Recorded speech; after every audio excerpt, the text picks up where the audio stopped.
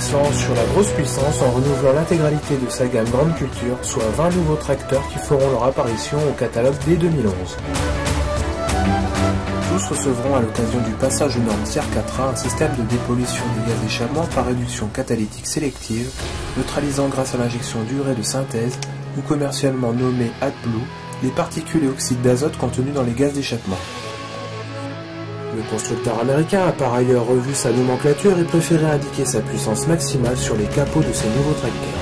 Une valeur obtenue par l'EPM, une surpuissance disponible lors de travaux à la prise de force ou au transport.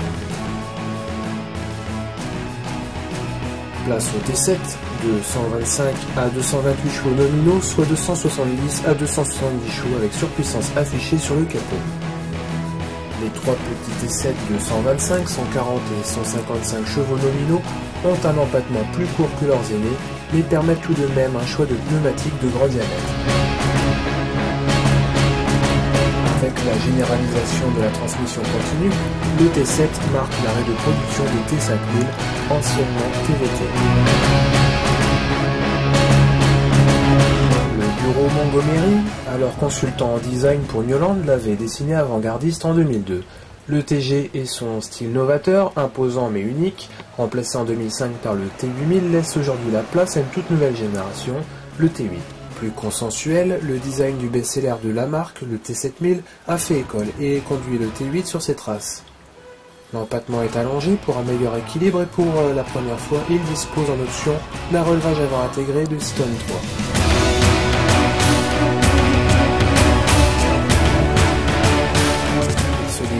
En 5 modèles, tous sont dotés du bloc moteur Fiat Powertrain Cursor 9 de 8,7 de cylindrée avec système de dépollution SCR. Il délivre entre 235 et 339 chevaux nominaux. En cabine, les habitués des T7000 autocommande ne seront pas dépaysés par l'aménagement et l'ergonomie des commandes. Par sa transmission Full Power Shift, Ultra commande à 18 ou 19 vitesses avant et 4 arrière, selon la vitesse maximale autorisée dans le véhicule pour lequel il se destine, le levier de commande se débat pas d'avant en arrière. Seuls les boutons permettent de passer les vitesses du bout des doigts.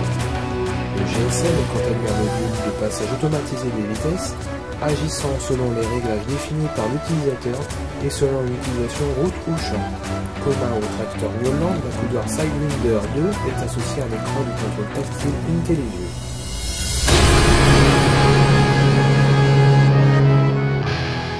Ils nous viennent tout droit des États-Unis et plus précisément de l'usine Fargo dans le Dakota du Nord, commune aux articulés Steiger et Quadtrac de Casillac.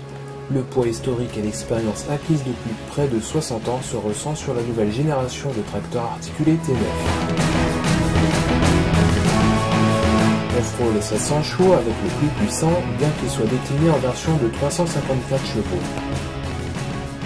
S'ils sont dessinés essentiellement pour l'Amérique du Nord, ces géants devraient trouver preneur en Europe avec la possibilité de les chausser en pneumatique RCI 50 de grand diamètre, et ainsi de ne pas dépasser la largeur autorisée sur route. Deux châssis sont offerts et le moteur Cursor 13 emprunté à la moissonneuse batteuse CR9090 entraîne toute la gamme sauf le plus petit, qui se contente du Cursor 9 de New Holland T8. Les deux plus gros modèles, les T9 615 et T9 670, sont pourvus d'un turbo à double étage dont le premier alimente le second de façon à augmenter la densité d'air d'admission. La transmission correspond à ce tracteur. C'est une ultra commande Full Power Shift 16x2, commandée comme sur les T8 par le levier commande grip avec module de gestion de la vitesse d'avancement GSM. Le circuit hydraulique délivre 159 litres par minute ou 216 litres en combinant le débit des deux pompes.